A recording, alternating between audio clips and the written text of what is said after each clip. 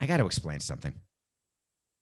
I'm not exactly sure why this continues to be misunderstood, because it's really quite simple. In baseball, when a player makes the major league team, that player gets a day of service for every day that player is on the 26-man roster. When the player's on the 26-man roster and gets hurt, he gets put on the major league injured list. For every day a player's on the injured list, he gets a day of service. When you get a year of service, that means you have been on the active roster or the injured list for a total of 172 days. The season lasts about 184. There's 162 games. If you are active or injured on the major league list for 172 days, you have what's called 1 year of service. It's not that hard. That's pretty easy math, isn't it? Once you get to 6 years of service, you are a free agent. You can do whatever you want. For the first 3 years of service, the team can tell you what you're going to get paid, but the collective bargaining agreement says there's a minimum, like $600,000. From years 3 through 6, you are in something called arbitration, where you say what you want, the team says what it wants to pay you, and an independent arbitration panel consisting of 3 arbitrators chosen by the union and the league say, we agree with you, team, or we agree with you, player. We're not going to meet you in the middle. We're going to choose the team number or the player number, and that's what you get paid for years 3 through 6. Every player gets 3 years of arbitration before becoming a free agent. And then there's a concept of what's called a Super 2. Are you still with me, Coca? This isn't that hard. A Super 2, think about it. I always would call it, during my time, arbitration 5, 4, 3. Do a wipe here, Coca. 8, 10, 69. When I was running a team, I used to call a Super 2 arbitration on steroids. That means that it's something greater than arbitration for the player and worse for the team. Super 2 is when you don't yet have 3 years of service. You have 2 years of service, plus you're in between 2 years and 3 years. They take every player and they put them in a big boiling pot of water. Every player goes in that pot who has between 2 and 3 years of service. And then they say the top 22% of you, not in talent, not in height, not in weight, not in average, the top 22% in service time, you get to be arbitration eligible right now, which means you are eligible as a Super 2, and then again as a 3, as a 4, and as a 5. You get 4 years of arbitration. Congrats. That's why we manipulate player service time, because we don't want players to be in the top 22% when they are between year 2 and year 3 at the end of a season. That is why you call up a player late in June, because then they will not get the approximate 2 years plus 130 days, which is approximately what the top 22% of players who are between 2 and 3 years of service get. And we would stop you from becoming a Super 2. Yes, that is service time manipulation. Yes, that is a violation. Yes, we pretended not to do it by saying a player was not performing or injured or whatever he was. But we would keep track of days the way you keep track of underwear. I mean, me. I don't know if you do. I do. Walker Buehler. I call him Ferris. He's a good pitcher for the Los Angeles Dodgers. He's a Super 2. He gets to go to arbitration this year. He filed a 2.5 or 2.75. Or 3.25. Buehler filed at 3.25 or 3.5. Do we know what he filed at, for Christ's sake? For the love of God.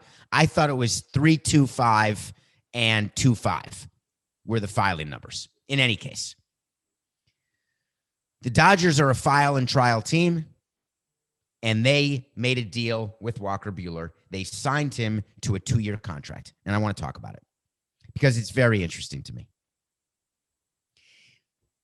Buehler was given a $2 million signing bonus. That gives him $2 million right now. But you can pay it however you want. So it's paid $1 million on March 1 and $1 million next January 15th. The reason why teams do that is that the January 15th part of the bonus is on next year's budget. The March 1st part of the bonus is on this year's budget.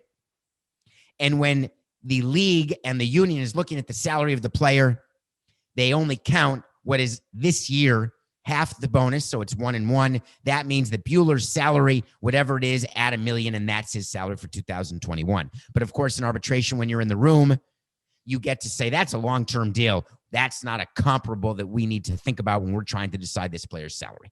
In any case, $2 million signing bonus. Good for him.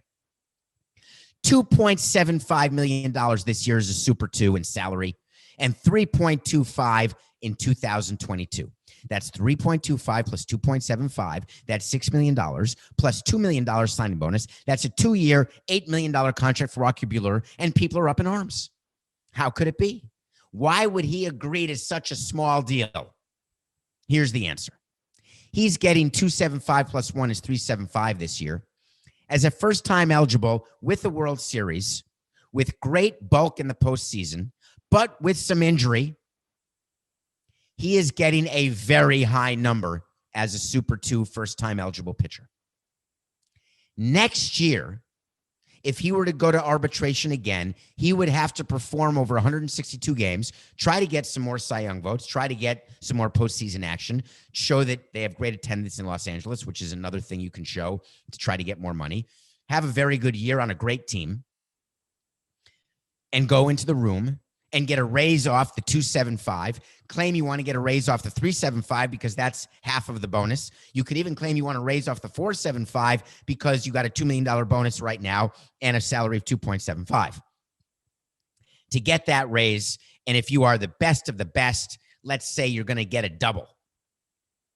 So let's say you assume his salary is not 275 this year. Let's say you assume it's 375, and that means next year your salary could maybe be $7 million as a second-time eligible 3+ player. But you damn well better be good. Buehler said to himself, why take the chance? I'm not giving up free agent years. I'm getting guaranteed money. I'm getting a signing bonus where I get $1 million right now. Maybe I want to buy my parents a house, or I want to buy a car, a jet.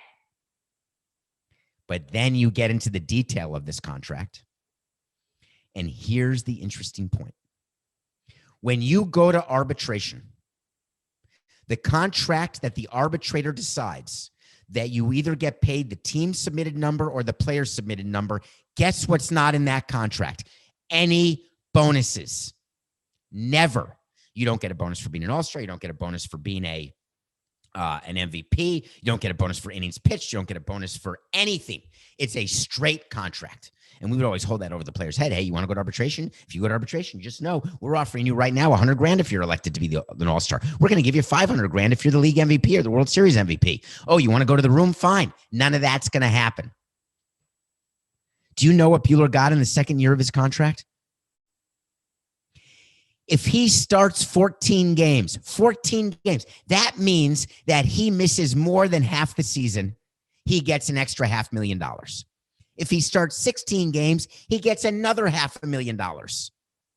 18, $500,000, 20, $500,000, 24, $500,000, 28, $500,000. Let me count. 1 million, 2 million. That's $3 million extra dollars by getting 28 starts. 28 starts means that you've been healthy, because generally you get 32 to 35 starts. Wait a minute. 28 starts isn't being healthy. Oh my God. He gets an extra $3 million added to his salary, which means that his salary in year 2 can go from 3.25 to 6.25. The only way that would go up in arbitration to 6.25 from a number this year of around 3 is having 28 starts and making them good. But now what we're saying is that in 2021, because he got a guaranteed contract, he could get 28 starts, be mediocre with a capital M. The Dodgers could lose to the Padres, not win the World Series, maybe not even make the playoffs, even though they're favored to make the playoffs, and win 102.9 games, as you heard yesterday. He is guaranteed his money. Why'd the Dodgers do this? I know why Buehler did it. It's a great deal for Buehler. All of you complaining that it was, oh my God, another example of players being taken advantage of. No. This was the Dodgers saying, we don't want to go into a room with Walker Buehler and have to say not nice things. We don't want to have to point out the warts on Walker Buehler's career. Why would we want to do anything that would take away from the greatness that we have? Don't cry for me, Argentina. Please.